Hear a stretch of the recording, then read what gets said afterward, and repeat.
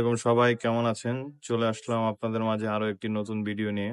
তো আজকের ভিডিওর টপিক হচ্ছে স্যামসাং A055, মানে স্যামসাং A05।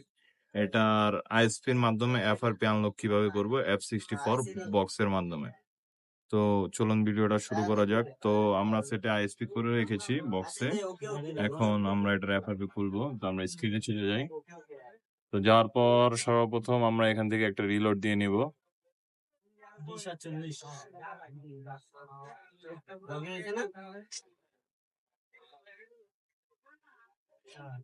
দেখতে পাচ্ছেন আমাদের ফাইলগুলো লোড নিচ্ছে। তো এই সম্পূর্ণ কাজটা সম্পূর্ণ করা হবে F64 বক্সের মাধ্যমে।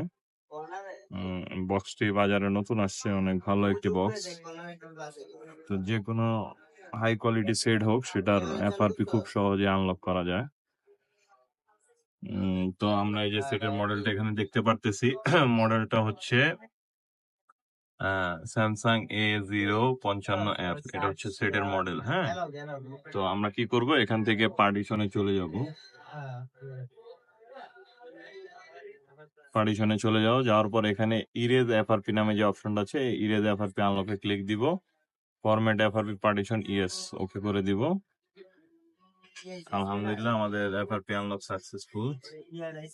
আর একবার দেখাচ্ছি, পার্টিশনে চলে যাব, এফআরপি। আলহামদুলিল্লাহ, আমাদের এফআরপি আনলক করা ডান। ধন্যবাদ ভিডিওর সাথে থাকার জন্য। সবাই আমার চ্যানেলটাকে লাইক, শেয়ার, সাবস্ক্রাইব করে দিবেন।